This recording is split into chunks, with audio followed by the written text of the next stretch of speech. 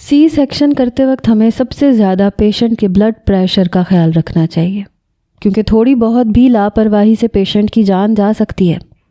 بڑا سا کٹ لگاتے ڈاکٹر عمر نے تیزی سے اپنا کام شروع کیا تھا۔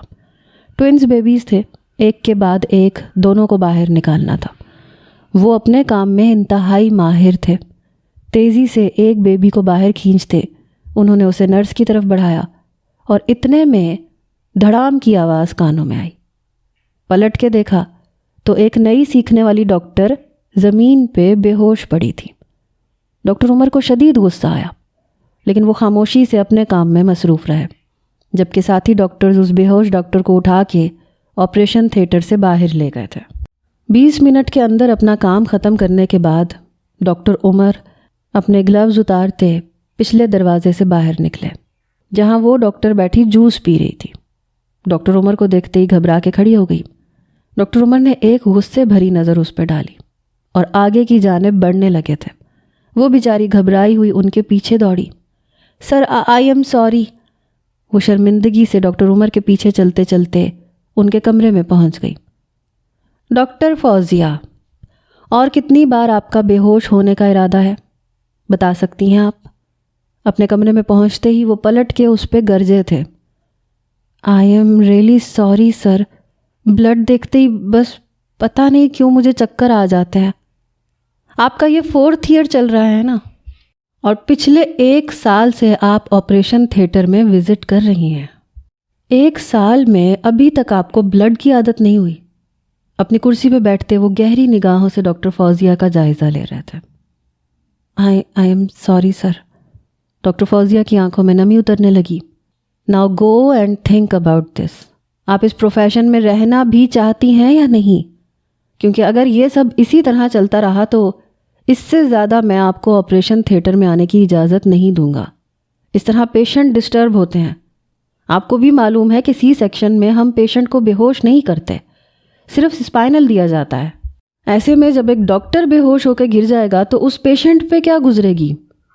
سختی سے کہتے ڈاکٹر عمر نے اسے آخری وارننگ دی اور وہ مرے مرے قدموں سے اس کے کمرے سے باہر نکل آئی۔ باہر اس کے انتظار میں ڈاکٹر سمرین پاگلوں کی طرح ٹہل رہی تھی۔ کیا کہا ڈاکٹر عمر نے؟ وہ فوراً سے دیکھتی اس کے قریب آئی اور ڈاکٹر فوزیہ پھوٹ پھوٹ کے رو پڑی۔ ارے بتاؤ تو صحیح، کیا کہہ دیا؟ تم بھی تو بلڈ دیکھتی نہیں ہو، بے ہوش ہو جاتی ہو۔ چڑیا جیسا دل ہے اور ڈاکٹر بننے کے لیے آ گئی ہو۔ ڈاکٹر سمرین کا بس نہیں چل رہا تھا کہ اسے کسی طرح سمجھائیں کہ وہ ڈاکٹر نہیں بن سکتی۔ میں کون سا کمبخت مریضوں کے لیے ڈاکٹر بننے آئی ہوں؟ اگر تمہارے ڈاکٹر عمر شرط نہ رکھتے کہ انہیں ڈاکٹر سے ہی شادی کرنی ہے تو میں کبھی MBBS میں ایڈمیشن کا سوچتی بھی نہیں۔ میں تو ایک چونٹی کا زخم بھی نہیں دیکھ سکتی، یہاں تو لمبے چوڑے انسانوں کو کاٹ کے ڈال دیتے ہیں میرے آگے۔ فوزیہ بری طرح روئے چلی جا رہی تھی۔ اچھا ٹھیک ہے نا، اب اگر ان کی محبت میں ایڈمیشن لے لیا ہے، 3 سیمسٹر پار کر لیے ہیں، تو تھوڑی ہمت اور کر لو۔ ڈاکٹر سمرین نے اس کی کمر سہلائی جو رو رو کے نڈھال ہو رہی تھی۔ یار پڑھائی تو میں کر سکتی ہوں، لیکن یہ خون وون مجھ سے نہیں دیکھا جاتا۔ کیا ایسے نہیں ہو سکتا کہ بنا آپریشن تھیٹر میں قدم رکھے میں سب سیکھ جاؤں؟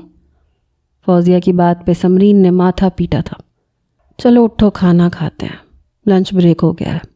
وہ اسے زبردستی کینٹین کی طرف لے آئی تھی، لیکن ٹیبل پہ رکھا کھانا دیکھ کے اسے خود بخود اس عورت کے آپریشن والا منظر یاد آیا تھا اور وہ ابکائی لے کے کھڑی ہو گئی تھی۔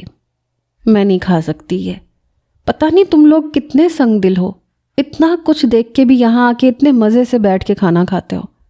ڈاکٹر فوزیہ نے منہ بناتے چاروں طرف جائزہ لیا، جہاں اس جیسے کافی سارے اسٹوڈنٹس تھے جو پوری طرح اپنے کھانے میں مگن تھے۔ ایک وہی تھی جو ابھی تک اس بات کو قبول نہیں کر سکی تھی کہ ڈاکٹر بننے کے لیے اسے یہ سب کچھ کرنا ہوگا، اتنی ہمت رکھنی ہوگی۔ سمرین نے اسے کھانا چھوڑتے دیکھا تو اسے مزید غصہ آ گیا۔ پہلی فوزیہ کی وجہ سے کافی تماشا ہو چکا تھا۔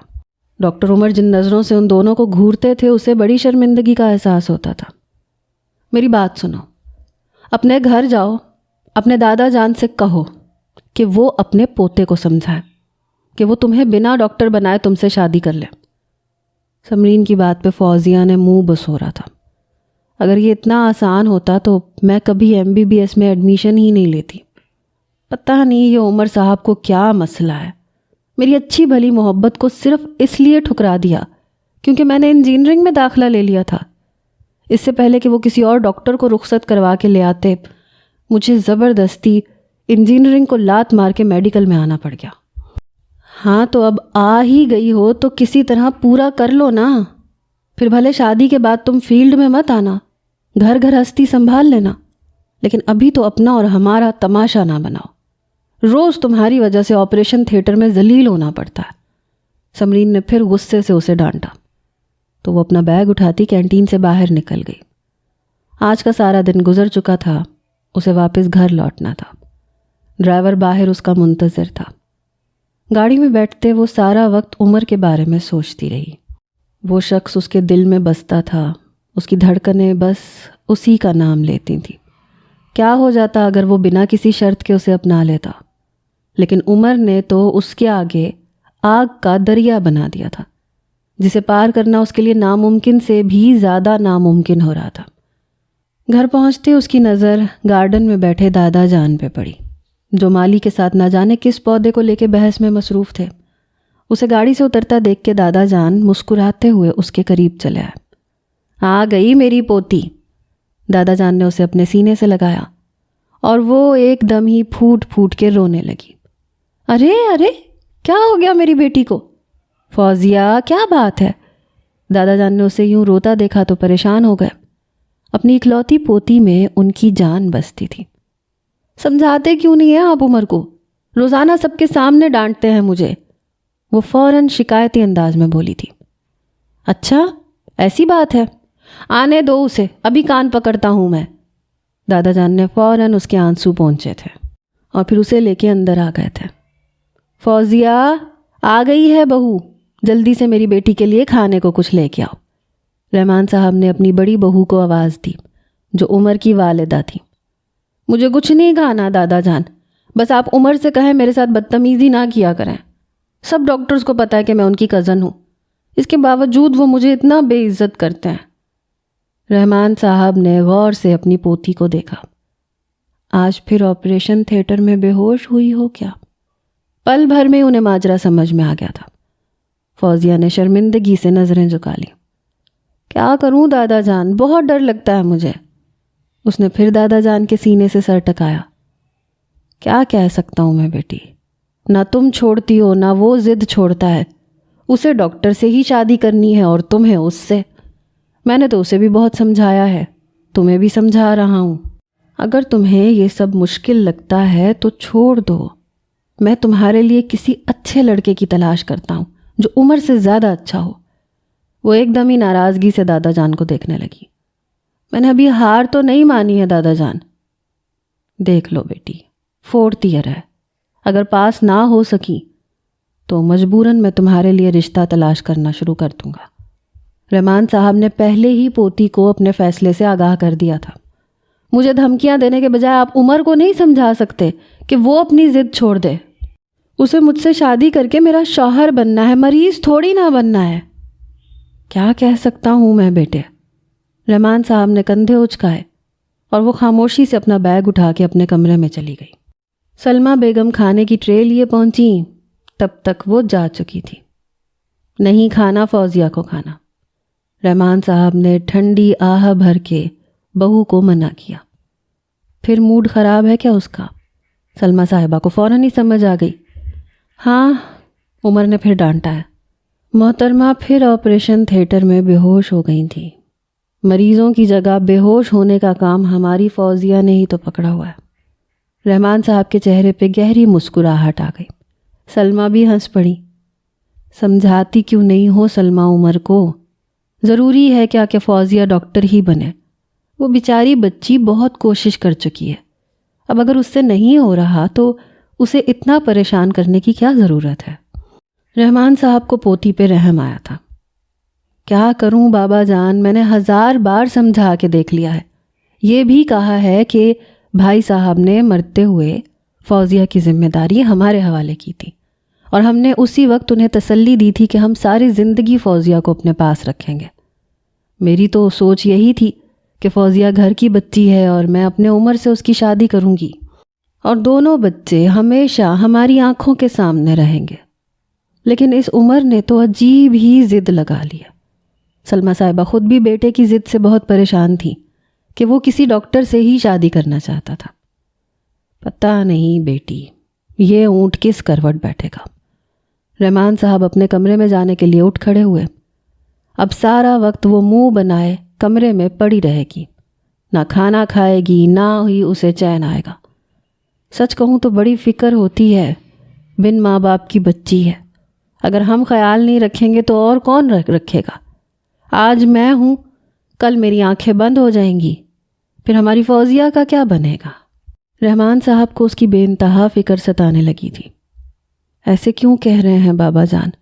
اللہ آپ کا سایہ ہمارے سروں پہ ہمیشہ قائم رکھے۔ ابھی تو ہمیں اپنے بچوں کی بہت خوشیاں دیکھنی ہیں۔ آپ فکر نہ کریں، فوزیہ ڈاکٹر بھی بنے گی اور عمر اور فوزیہ کی شادی بھی ہو جائے گی۔ سلمیٰ صاحبہ نے رحمان صاحب کو تسلی دی تھی، لیکن وہ خود اندر ہی اندر فکر مند ہو رہی تھیں۔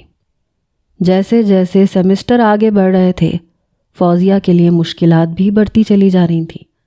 جب تک بات کتابوں پہ تھی تب تک اس نے اپنا بہترین دیا تھا، لیکن جہاں سے پریکٹیکلی اسے ہر چیز سمجھنی تھی وہاں سے وہ پوری طرح گھبرا گئی تھی۔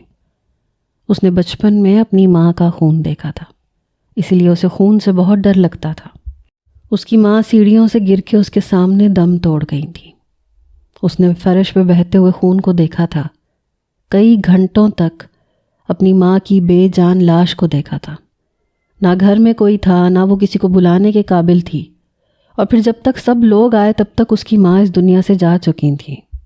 وہ پل اس کی آنکھوں میں کچھ اس طرح سے بسے کہ وہ اب کسی کا بھی خون نہیں دیکھ سکتی تھی، لیکن یہ بات نہ وہ عمر کو کہہ سکتی تھی نہ سمجھا سکتی تھی۔ اپنے کمرے میں بند اسے رات کے 11 بج گئے۔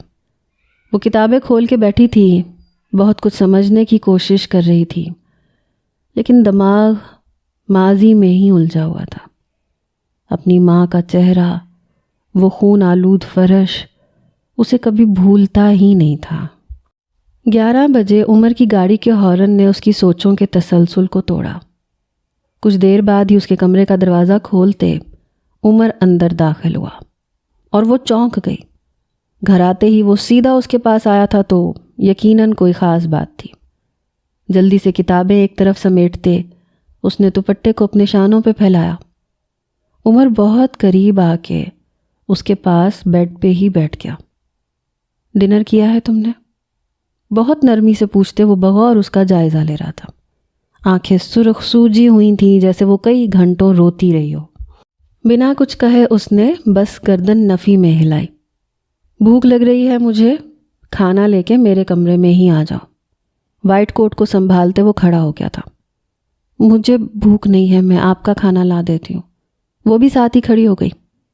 نہیں، اگر تمہیں بھوک نہیں ہے تو پھر میرے لیے بھی مت لاؤ۔ وہ منع کرتے ہوئے اس کے کمرے سے باہر نکل گیا اور وہ سوچ میں پڑ گئی۔ ایسا بہت کم ہوتا تھا جب وہ اس کے کمرے میں آتا تھا یا پھر اس کے ساتھ کھانے کی بات کرتا تھا۔ کچھ سوچتے ہوئے فوزیہ نے کچن کا رخ کیا، تیزی سے کھانا مائکرو ویو کیا اور عمر کے کمرے میں پہنچ گئی۔ وہ چینج کر کے بیڈ پہ نیم دراز ہو چکا تھا۔ فوزیہ کو دیکھ کے اٹھ بیٹھا۔ فوزیہ نے ٹرے بیڈ پہ ہی رکھ دی۔ کھانا شروع کرو۔ عمر نے پہلے اس کی پلیٹ میں کھانا ڈالا، لیکن فوزیہ نے نوالا نہیں اٹھایا۔ عمر نے خود نوالا بنا کے اس کے منہ کے قریب کیا۔ اس کا یہ رویہ فوزیہ کو حیران کر دینے کے لیے کافی تھا۔ حیرت سے اسے دیکھتے فوزیہ نے نوالا اپنے منہ میں لے لیا۔ فوزیہ، ڈاکٹر عائشہ کو جانتی ہو نا تم؟ فوزیہ نے فوراً ہاں میں سر ہلایا۔ سینئر ڈاکٹر ہیں، کافی سالوں سے ہاسپٹل میں کام کر رہی ہیں۔ میں نے اور انہوں نے ایک ساتھ ہی اپنی ایجوکیشن کمپلیٹ کی تھی اور ہم نے ہاؤس جاب بھی ساتھ ہی کی تھی، اس لیے میں کافی عرصے سے ہم ایک دوسرے کو جانتے ہیں۔ ڈاکٹر عمر بات مکمل کرتے خاموش ہوئے، لیکن یہ بات ابھی بھی مکمل نہیں تھی، اسی لیے فوزیہ سوالیہ نظروں سے انہیں دیکھ رہی تھی، لیکن ایک طویل خاموشی آ ٹھہری تھی۔ فوزیہ سمجھ نہیں پائی تھی کہ اس وقت ڈاکٹر عائشہ کا ذکر کیوں نکلا۔ ڈاکٹر عمر نے اسے اپنی طرف دیکھتے پایا تو گہرا سانس بھرتے ہوئے لفظوں کو ترتیب دینے لگے۔ ڈاکٹر عائشہ کے گھر والے ہمارے گھر آنا چاہتے ہیں، وہ مجھ سے شادی کرنا چاہتی ہے۔ ڈاکٹر عمر نے اپنے جملوں کو مکمل کیا اور فوزیہ کا نوالہ حلق میں اٹکا۔ بہت زور سے ٹھسکا لگا تھا اسے۔ عمر نے تیزی سے اس کی کمر کو سہلایا، پانی کا گلاس بھر کے اس کے ہونٹوں سے لگایا۔ تب کہیں جا کے اسے سانس آئی، آنکھوں سے آنسو بہہ نکلے۔ یہ کیا کہہ رہے ہیں آپ عمر؟ میں نے آپ کے لیے اپنی پوری زندگی بدل دی۔ انجینئرنگ چھوڑ کے میں نے میڈیکل میں ایڈمیشن لیا کیونکہ آپ کو ڈاکٹر سے شادی کرنی تھی۔ آپ کو کیا لگتا ہے میں MBBS کیوں کر رہی ہوں؟ وہ بے یقینی سے عمر کی جانب دیکھ رہی تھی، جس نے بڑے آرام سے ڈاکٹر عائشہ کے بارے میں اس سے بات کر لی تھی، بنا یہ سوچے کہ اس کے دل پہ کیا گزرے گی۔ دیکھو فوزیہ، میں نے تمہیں پہلے بھی کئی بار سمجھایا ہے، تم مجھ سے عمر میں بہت چھوٹی ہو، میں اور تم ایک دوسرے سے بہت مختلف ہیں۔ تم ڈاکٹر اپنی خوشی سے نہیں بلکہ اپنی ضد سے بن رہی ہو، اور ایسی ڈاکٹر کبھی بھی اچھی ڈاکٹر نہیں بن سکتی۔ اس پروفیشن کو زبردستی نہیں کیا جا سکتا، اس میں دل ہونا بہت ضروری ہے، اور وہ دل تمہارے پاس نہیں ہے۔ ڈاکٹر عمر نے اسے بازو سے پکڑا اور سمجھانے کی کوشش کی، لیکن وہ کچھ بھی سمجھنے کے قابل نہیں تھی۔ میری محبت میں کیا کمی رہ گئی عمر؟ میں وعدہ کرتی ہوں میں اچھی ڈاکٹر بنوں گی، اور اب میں آپریشن میں بے ہوش نہیں ہوں گی۔ میں نے 3 سال نکال دیے ہیں، بس 2 سال اور دے دیجیے مجھے، میں بہت اچھے طریقے سے پاس آؤٹ ہوں گی، وہ منت بھرے لہجے میں کہہ رہی تھی، اور عمر بس اسے دیکھتا چلا گیا۔ کتنے سالوں سے وہ اس نادان لڑکی کو ایک ہی بات سمجھا رہا تھا کہ وہ دونوں ایک دوسرے کے لیے نہیں بنے، لیکن فوزیہ کو یہ بات کبھی سمجھ ہی نہیں آتی تھی۔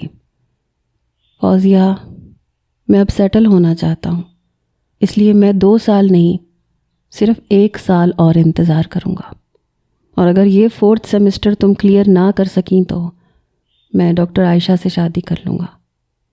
سخت لہجے میں کہتے وہ اسے اپنا فیصلہ سنا گیا تھا، اور وہ بنا کچھ کہے اس کے کمرے سے باہر نکل آئی تھی۔ اپنے کمرے میں پہنچتے اس کی ہچکیاں بند گئیں۔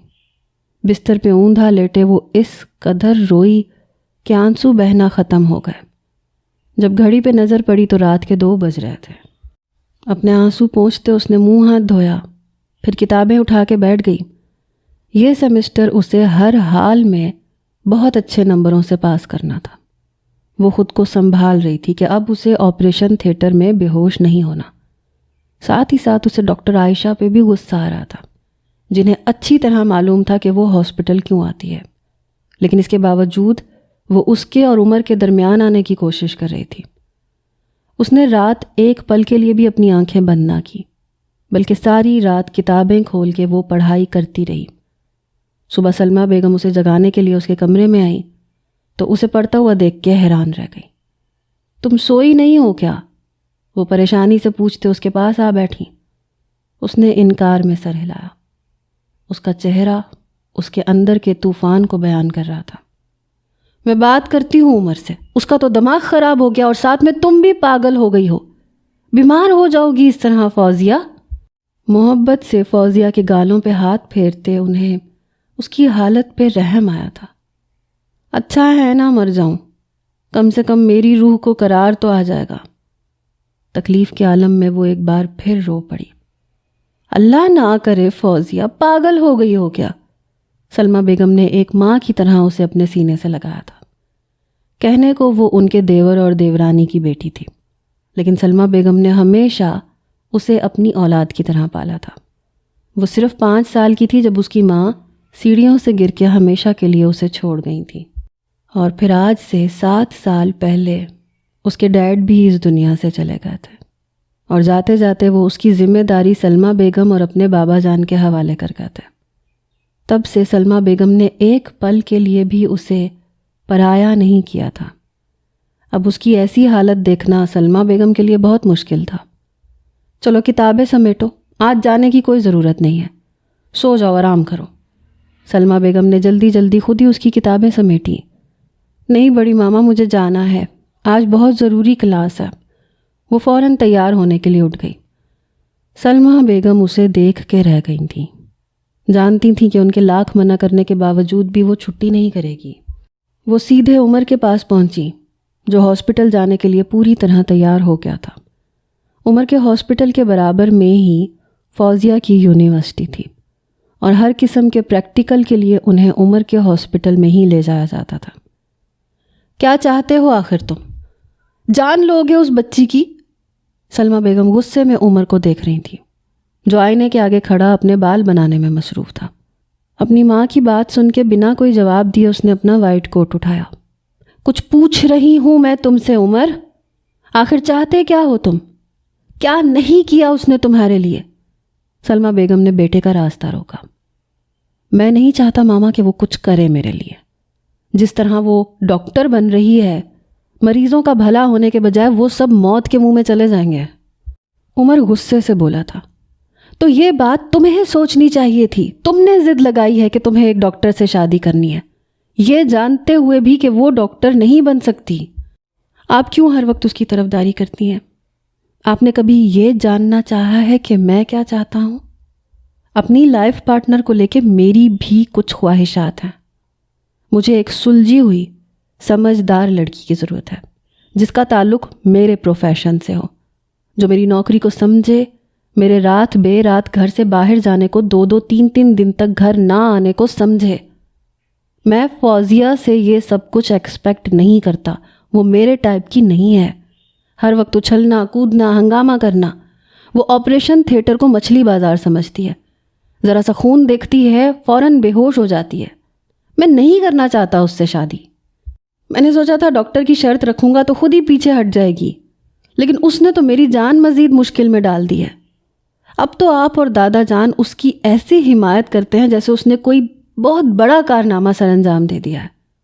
اس کی وجہ سے مجھے ہاسپٹل میں کتنی شرمندگی اٹھانی پڑتی ہے، اس کا اندازہ بھی نہیں ہے آپ لوگوں کو، اور میں اسے اپنی زندگی میں شامل کر کے اپنی زندگی کو برباد کر لوں؟ اس کی شادی آپ لوگ کسی سے بھی کروا دیں، لیکن مجھ سے یہ امید نہ رکھیں کہ میں اس سے شادی کروں گا۔ عمر کی بات سن کے سلمہ بیگم کے قدموں سے زمین نکلی تھی۔ کیا مطلب ہے تمہارا؟